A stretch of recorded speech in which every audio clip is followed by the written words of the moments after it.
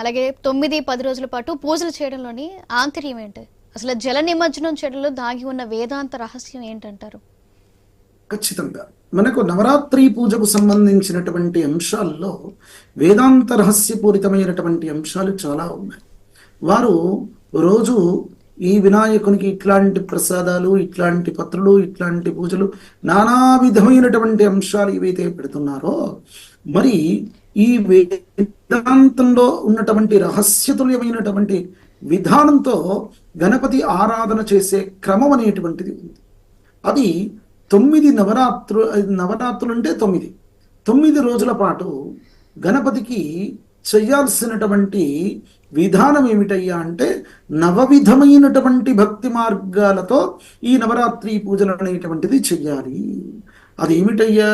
శరవణం, కీర్తనం, విష్ణు స్మరణం, పాదసేవనం, అర్చనం, వందనం, దాస్యం, సఖ్యమాత్మ నివేదనం. మొట్టమొదటి రోజున స్వామివారి యొక్క శ్రవణాన్ని, ఆయన యొక్క కథలను, గాథలను, ఆయన యొక్క విశిష్టతలను వినాలి. రెండవ రోజు కీర్తించాలి స్వామివారిని, భజనలు, ఆయన యొక్క నామోచ్చారణ చేయడము, ఇవన్నీ కూడా చేస్తూ ఉండాలి. శ్రవణం, కీర్తనం, విష్ణు స్మరణం, పాదసేవనం, స్వామివారిని స్మరించుకోవడము మూడో రోజు చేసేటువంటిది. ఉదయం నుండి లేచిన నుండి చివరి వరకు కూడా స్వామి స్మరణతోటే ఉండాలి. ఈ నవరాత్రుల్లో మూడో రోజు చేయాల్సినటువంటి అంశం స్మరణం, పాదసేవనం, స్వామివారి యొక్క పాదసేవ చేయాలి. నాలుగవ రోజు పాదసేవనం, అర్చనం, అర్చించడం, స్వామి నామాన్ని పలుకుతూ అర్చన చేస్తూ ఉండాలి. ఎటు చూసినా కానీ ఆ రోజు మొత్తం భగవన్నామ స్మరణతోటే మన జీవితం అనేటువంటిది ఆ రోజు ఉండాలి.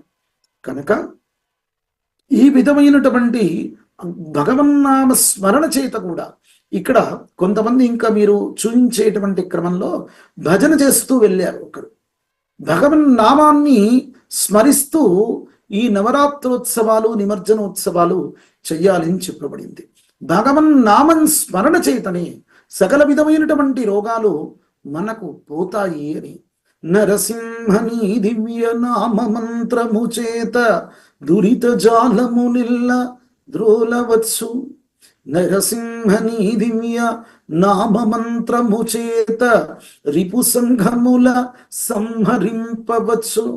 నరసింహని దివ్య నామమంత్రము చేత బలుపైన రోగమున్న బ్రాపవచ్చు.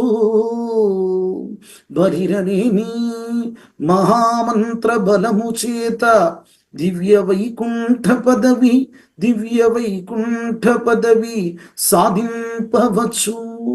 భూషణ వికాస శ్రీధర్మపుర నివాస దుష్ట సంహార నరసింహ దురిత దూరా.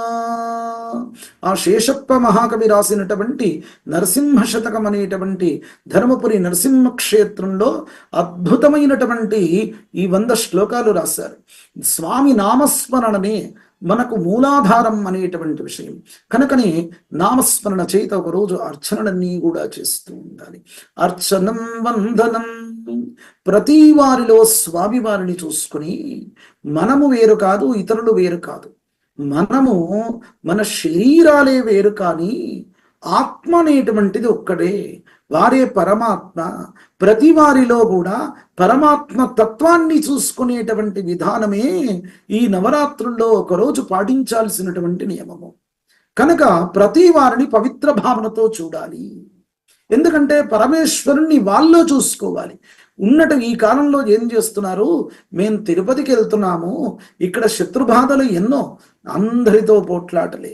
కనుక మరి ఇంట్లో వాళ్ళతో కూడా ఏమాత్రం పడదు. ఆ విధమైనటువంటి ప్రతి వానితో ఓర్వలేనటువంటి అనేక విధమైనటువంటి దూరదృష్టితో చూసేటువంటి స్థితిలో ఎట్లా అయితే ఉన్నాయో ప్రతి వారితో సద్భావనతో చూడాలి. పరమేశ్వరుణ్ణి ప్రతి వాళ్ళలో మనం చూసుకోవడం చేత ఈ బాధలు అనేటువంటివి మనకు పోతాయి అనే విషయం నవరాత్రుల్లో ఒకరోజు స్వామివారి యొక్క స్మరణ చేత అట్లాంటివన్నీ కూడా మనకు సద్భావనాపూరితమైన వాతావరణం అనేటువంటిది ఏర్పడుతుంది. స్మరణం, పాదసేవనం, అర్చనం, వందనం. స్వామి వారికి ఇందాక చెప్పాను కదా, వందనం, నమస్కారం చేస్తూ ఉండడం ఎప్పుడు కూడా ప్రతి వారిలో ఆ విధమైన తత్వాన్ని చూసుకుని నమస్కారం చేస్తూ, వందనం, దాస్యం. ఇంకా చాలా ముఖ్యమైన విషయం ఏమిటి అంటే, ఈ కాలంలో అందరూ కూడా ఉత్సవాలైనా, స్వామివారి యొక్క ఆరాధనలైనా, దేవాలయాల్లో వివిధమైనటువంటి సేవలైనా నేను చేస్తానయ్యా, నేను భాగాన్ని పంచుకుంటానని ఏదో ఆర్థికపూరితమైనటువంటి విషయం, ఇక్కడ అడ్డంగా దుర్మార్గపూరితమైనటువంటి విషయాలన్నీ చేసి వారు ఇంకెక్కడికో వెళ్ళి దాన ధర్మాలు చేస్తే అది నివృత్తి అయ్యే క్రమం కాదు. మొట్టమొదట మన జీవన విధానాన్ని మనం మార్చుకోవాలి. అది భగవంతునికి ఇవ్వాల్సినటువంటి తత్వం. కనుక ఇంకొక అంశం కూడా, మనం ఏదో డబ్బులు ఇస్తున్నాం కదా, డొనేషన్స్ అయిపోయింది అనుకుంటాం. ఒక దేవాలయంలో చైర్మన్ కంటే కూడా అక్కడ దాస్యత్వం చేసే వారిపైన దేవునికి మమకారం అనేటువంటిది ఎక్కువగా ఉంటుంది. వీళ్ళు నాకు తెల్లవారి నుంచి సేవ చేస్తున్నాడు అనేక విధంగా, కనుక వీరిని నేను అంటి పెట్టుకొని ఉండాలి, వీరే నాకు మొట్టమొదట అయినటువంటి భక్తులు, కనుక దాస్యత్వం చెయ్యాలయ్యా. ఈ నవరాత్రుల్లో అక్కడికి వెళ్ళి మనకు వివిధమైనటువంటి అలంకారాలు చెయ్యండి, అక్కడ ఆ పదార్థాలన్నీ కూడా, ఆ వస్తువులన్నీ శుభ్రం చేసి పెట్టండి, ఇంకొక రోజు ఆ ప్రసాదాలను చేసి పెట్టండి స్వామివారికి. స్వామివారికి ప్రసాదాలు చాలా ఇష్టము అనేటువంటి విషయం కూడా చెప్పబడింది.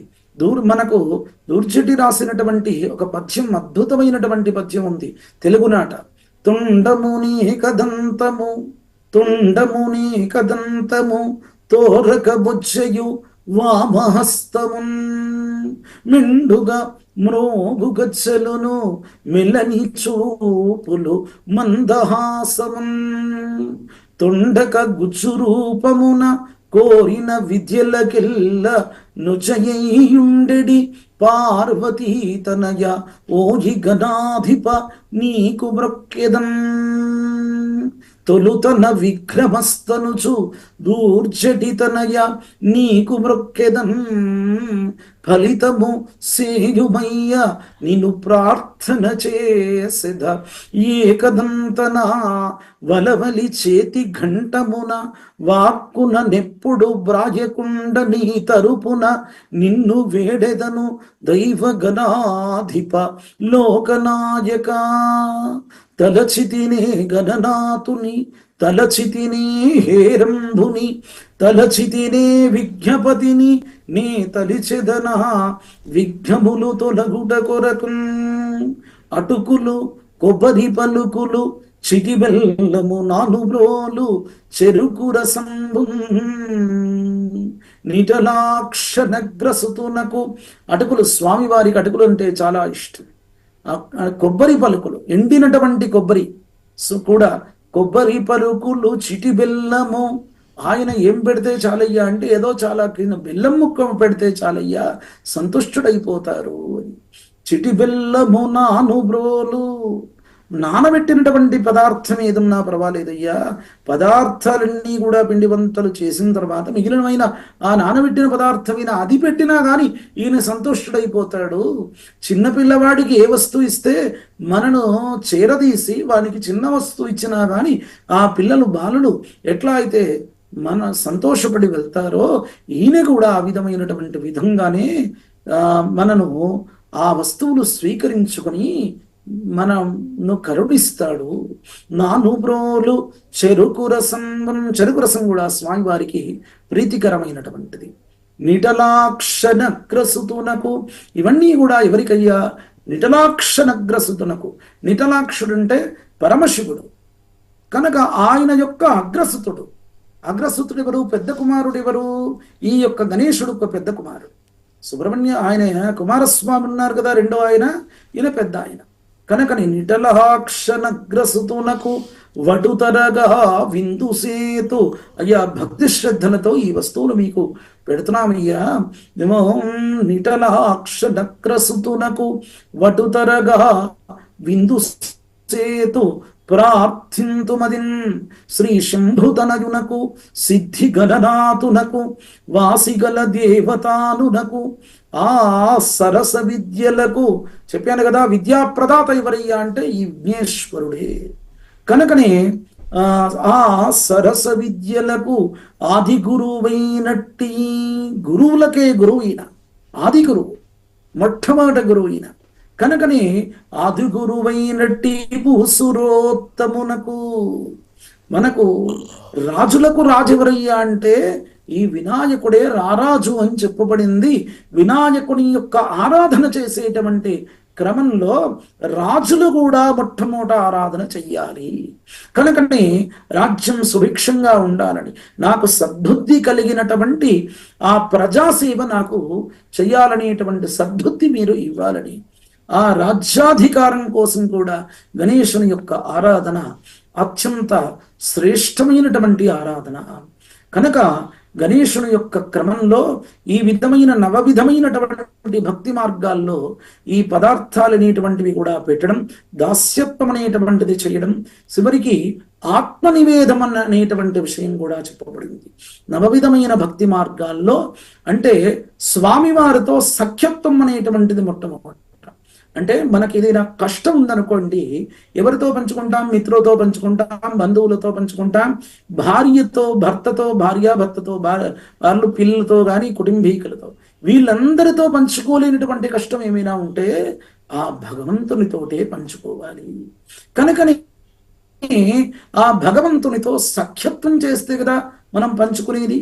కనుకని సఖ్యత్వం అంటే మిత్రత్వం. మనకు మొట్టమొదటి మిత్రుడు ఎవరయ్యా? భగవంతుడే. కనుకని ఈ మొట్టమొదటి మిత్రుడు ఈయన్నే మనకు అనేటువంటి విధంగా మన కష్టాలన్నీ కూడా ఒకరోజు నవరాత్రుల్లో చెప్పుకొని, ఈ నాకు సద్బుద్ధి ఇవ్వయ్యా, నా యొక్క ఉన్నటువంటి కామక్రోధాల చేత ఈ కష్టాలు అనుభవిస్తున్నాను, అవన్నీ కూడా నిర్వీర్యం చేసి సత్యపూరితమైన దేవి జీవితాన్ని ఇచ్చి సుఖవంతంగా నన్ను మార్చు, నువ్వే నా యొక్క సఖునివి, నువ్వే నా యొక్క మిత్రుడివి అనేటువంటి విధంగా స్వామివారిని ఒకరోజు వేడుకొని క్రమమే నవరాత్రుల్లో ఉన్నటువంటి అంతరార్థతుల్యమైనటువంటి 8వ రోజు చేయాల్సినటువంటి విషయం. ఇక ఆత్మనివేదనం. ఆత్మనివేదనము అనంటే భగవంతుడు వేరు కాదు, నేను వేరు కాదు అనేటువంటి విధానానికి రావాలి. కనుక ఆ భగవంతుడు వేరు కాదు, నేను వేరు కాదు అనేటువంటి స్థితి నవరాత్రుల్లో 9వ రోజు కొలుచుకునేటువంటి తత్వం. ప్రతి వారిలో కూడా చుట్టూ ఉన్నటువంటి వాతావరణాన్ని, ప్రదేశాన్ని, అందరినీ, జీవులను సద్భావనతో చూసేటువంటి క్రమమే. ఎందుకంటే మనిషి జీవితం చాలా గొప్పనైనటువంటిది. జంతువునాం నరజన్మ దుర్లభం అని అనేక విధమైనటువంటి అవస్థలన్నీ కూడా పడిన తర్వాత, మిగతా ఆ జన్మలన్నీ కూడా గతించిన తర్వాత భగవంతుడు మనకు ఒక ఆపర్చునిటీ ఇస్తాడు. ఇన్ని రోజులు ఒక పురుగుగాను, ఒక కుక్కగాను, ఒక నక్కగాను, మరి ఒక చీమగాను ఈ విధమైనటువంటి జన్మలన్నీ కూడా పాపం అనుభవించి అనేక కష్టాలు పడ్డాడు ఈ జీవుడు. కనుక ఈ జీవుడికి ఇప్పుడు నేను చాలా మంచి జన్మ ఇవ్వాలి, యుక్తాయుక్త ప్రయోజనపూరితమైనటువంటి జ్ఞానతుల్యమైన జన్మ ఇస్తాను, ఈ ప్రకృతిని సుభిక్షంగా ఉంచేటువంటి జన్మ ఇస్తాను అనే విధంగా భగవంతుడు మనకు ఈ యొక్క మనిషి యొక్క జన్మ ఇచ్చాడు. కనుక మనిషి జన్మ చాలా ఉత్కృష్టమైనటువంటి జన్మ. ఆ ఉత్కృష్టమైనటువంటి మనిషి జన్మను ఈ విధమైనటువంటి నవరాత్రుల తుల్యంగా మనము ప్రయోజనాత్మకంగా మలుచుకోవడము, ప్రతి వారిలో పరమాత్మ తత్వాన్ని 9వ రోజు ద్వారా ఈ విధమైనటువంటి అర్చనాపూరితమైనటువంటి విషయాలన్నీ కూడా శాస్త్రబద్ధంగా ఇట్లా చేస్తూ చెప్పాను కదా. శరవణం కీర్తనం విష్ణో స్మరణం పాదసేవనం అర్చనం వందనం దాస్యం సఖ్యమాత్మ నివేదనం. 9 రోజుల పాటు 9 విధమైనటువంటి విధానాలతో భగవంతునితో మనం గడిపేటువంటి స్థితే ఈ నవరాత్రి తుల్యమైనటువంటి స్థితి. చివరి రోజు ఇంత గడిపిన తర్వాత మనకేం ఏర్పడుతుందయ్యా? జ్ఞానం ఏర్పడుతుంది కదా. ఇతరులు వేరు కాదు, మనం వేరు కాదు అనేటువంటి ఆత్మతత్వానికి వచ్చిన తర్వాత వాడు సంపూర్ణ జ్ఞానుడై ఉంటాడు. అంటే మనలో ఉన్నటువంటి అజ్ఞానమంతయు కూడా నిమజ్జనమైపోతుంది. ఇదే ఈ విధమైనటువంటి నిమజ్జనము. కనుక మనలో జ్ఞానం మిగిలింది, అజ్ఞానం అనేటువంటిది ఈ రూపకంగా మనకు నిమజ్జనం అయ్యింది. గణేశుని యొక్క ఆరాధన క్రమం అనేటువంటిది కూడా ఈ విధమైనటువంటి తత్వబోధ చేసేటువంటి స్థితి. కనుక మనము ఏ విధంగా ఉండాలయ్యా? మత్పిండమేకం బహుభాండ రూప సువర్ణమేకం బహుభూషణాని గోక్షీరమేకం బహుధేనుజాత ఏకః పరాత్మా బహుధేనువర్తి. మట్టి బొమ్మలు ఎన్నో ఉన్నాయి, నానా విధమైనటువంటి బొమ్మలన్నీ కూడా చేశాం. అన్నిటికీ ఎంత అలంకారకృతంగా, ఎంత అందంగా వివిధమైనటువంటి రూపాల్లో చేసినా వాటికి ఆధారం ఏమిటి? మట్టి ఆధారము. బహుబాన్ సువర్ణమేకం, అనేక భూషణాలు వేసుకున్నాం, అంటే అనేక ఆభరణాలు వేసుకున్నాం. దానికి మూలాధారం ఏమిటి? బంగారమే. బంగారంతో కూడుకున్న ఆభరణాలు కాబట్టి మనకు బంగారమే దానికి మూలతుల్యమైనటువంటి అంశము. బంగారం లేకుంటే బంగారాభరణాలు అనేటువంటివి ఉండవు. సువర్ణమేకం బహుభూషణాని గోక్షీరమేకం. అట్లాగే మనకు వివిధమైనటువంటి గేదెల నుంచి వచ్చిన పాలన్నీ ఒకే విధంగా ఉంటాయి, కానీ గేదెలు మాత్రం వేరు. ఎన్ని గేదెల నుంచి తీసుకొచ్చినా, 1000 గేదెల నుంచి తీసుకొచ్చినా పాలు అనేటువంటిది ఒకటే విధంగా ఉండడానికి అవకాశం. ఆ యొక్క ఆవులు మాత్రం, గేదెలు మాత్రం వేరు. కనుక మత్పిండమే ఆ విధంగా సువర్ణమేకం బహుభూషణాని గోక్షీరమేకం బహుధేనుజాత ఏకః పరాత్మా బహుధేనువర్తి. మనకు ఎన్ని విధాలుగా పరమాత్మ వివిధ విధాలుగా కనబడుతూ ఉంటాడు. నాలో ఉన్నది పరమాత్మని, మీలో ఉన్నది పరమాత్మని. ఒక చీమలో, దోమలో, ఆ విధమైనటువంటి జంతుజాలాల్లో వివిధమైనటువంటి పరమాత్మ తుల్యమైనటువంటి విషయాలు ఇందులో ఉన్నాడయ్యా. స్త్రయస్త్రికోటి దేవతలు ఈ విధమైనటువంటి స్వరూపాల్లో ఉన్నాడు అని అనుకున్నా, పరమాత్మ తత్వం అనేటువంటిది ఒకడే పరమాత్మ. అంటే ఎన్ని ప్రతిమలు చేసినా మనం కలిపేటువంటిది జలంలోనే. ఇక్కడ జలతత్వపూరితమైనటువంటి నిమజ్జనే అత్యంత శ్రేష్టము. జలంలో సకల దేవతలు అనేటువంటి ఉంటారు. ఆపో వై సర్వా దేవతాః అని మనకు వేదంలో స్పష్టంగా చెబుతూ ఉంటుంది. కనుక సకల దేవతల అపహ అంటే నీళ్లు, ఆ నీళ్ళల్లో సకల దేవతలు ఉంటారు.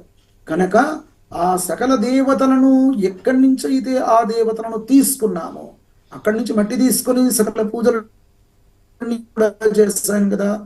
ఆ మట్టితో ప్రతిమను మనం చేసి ఆ ప్రతిమకు ప్రాణప్రతిష్ఠ పోసి వివిధమైనటువంటి అంశాలతో, వివిధమైనటువంటి జ్ఞానతుల్యమైనటువంటి విధానంతో స్వామివారికి పూజలనేటువంటి మనం చేసి ఆ విధమైనటువంటి జ్ఞానతుల్యమైనటువంటి అంశాలను మన దగ్గర అట్టి పెట్టుకుని అజ్ఞానాన్ని మనలోంచి తొలగించుకునేటువంటి తత్వబోధ చేసేటువంటి ఏకః పరాత్మ రూపమే ఆ విఘ్నేశ్వరుడే సకల దేవతా స్వరూపం అని చెప్పాను.